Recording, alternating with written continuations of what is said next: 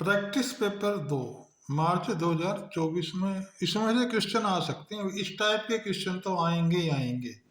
Class 10वीं है, secondary, code B है, ये स्टैंडर्ड है और बेसिक दोनों में लगभग एक से ही क्वेश्चन आते हैं। आइए अब इसका पैटर्न समझते हैं, कैसे क्वेश्चन होंगे। अब की बार इसमें 5 खंड होंगे। पहले खंड में 1 से 20 तक के एक एक अंकों के क्वेश्चन होंगे।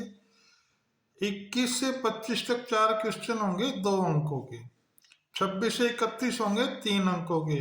32 से 35 तो होंगे 5 अंकों के और 36 से 38 होंगे 4 अंकों के। ये केस स्टडी क्वेश्चन है भाई।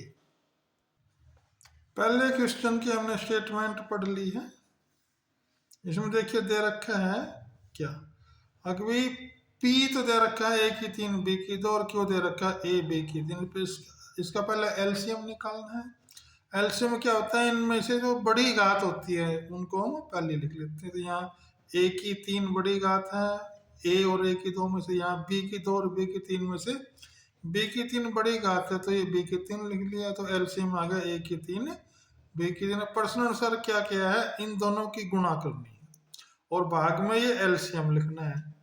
अब जो कटेंगे उनको काट देंगे। बी की 3 से बी की 3 कट गया, ए की 3 से ए की 3 कट गया, तो ये क्या बच गया ए बी की 2। ये आंसर हो जाएगा, यानी इसका बी पार्ट आंसर होगा। 2 अंकों की सबसे छोटी भाज्य संख्या और सबसे छोटी भाज्य संख्या का एलसीएम भी। तो सब 2 अंकों की सबसे छोटी संख्या है 10 और भाज्य संख्या है 2। तो 10 और 2 का एलसीएम इस प्रकार निकाल लेंगे, ये आ जाएगा 2 गुणा 5 10। अब इसमें 10 तो आंसर दे नहीं रखा, तो इसमें ये भी नहीं कटता 10 से, ये भी नहीं कटता, ये कट जाता है 20। 20 10 से कट जाता है ना, तो 10 दूनी 20। तो यानी ये सी भाग इसका आंसर हो जाएगा। तीसरा क्वेश्चन, 441 के अभाज्य गुणनखंड में 7 का घातांक बताना। ये हमने गुणनखंड बना लिए 20 के इस प्रकार से। अब देखिए ये हमने इसको लिख लिया कि 3 की पावर 2 गुना 7 की पावर 2।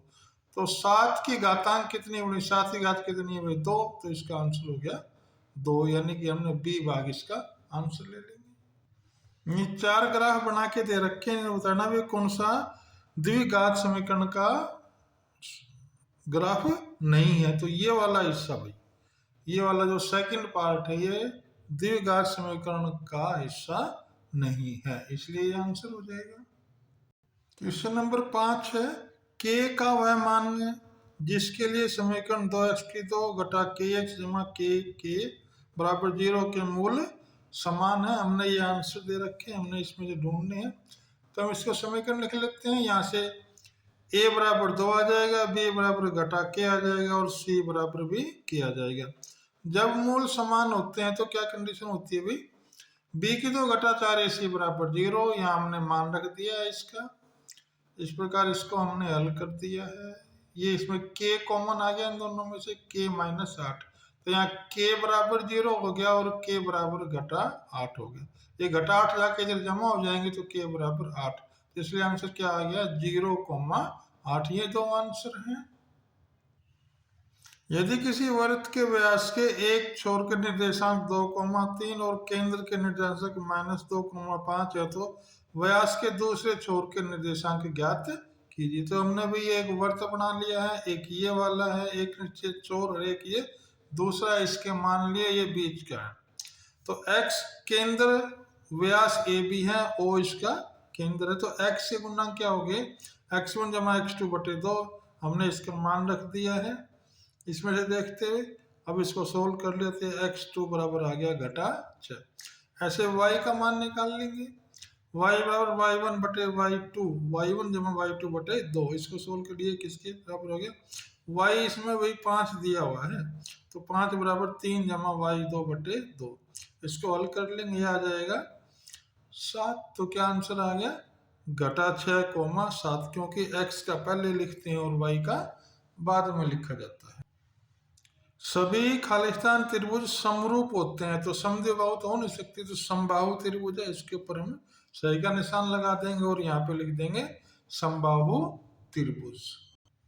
ये आकृति दी हुई है, इसमें कोण BAO बताना है। देखिए भाई, ये कोण तो हो जाएगा 90 डिग्री का, क्योंकि AC और OC आपस में लंब है, ये स्पर्श रेखा है। ये 120 का, तो यहाँ आ जाएगा ये 60 डिग्री का, क्योंकि ये रैखिक युग्म बनते हैं। अब ये 90 और 60 कितने हो गए, 150, और ये एक त्रिभुज है, तो ये बन जाएगा 30 डिग्री का कोण, क्योंकि त्रिभुज के तीनों कोणों का जोड़ होता है 180 डिग्री। अगर ये 30 डिग्री का है तो ये भी कोण 30 डिग्री और 30 डिग्री का होगा। तो इसका ए पार्ट आंसर हो जाएगा। ऐसे इसको लिखते कैसे हैं ये देखिए, लिखने का तरीका ये है, अभी हमने इस प्रकार इसको लिखना है।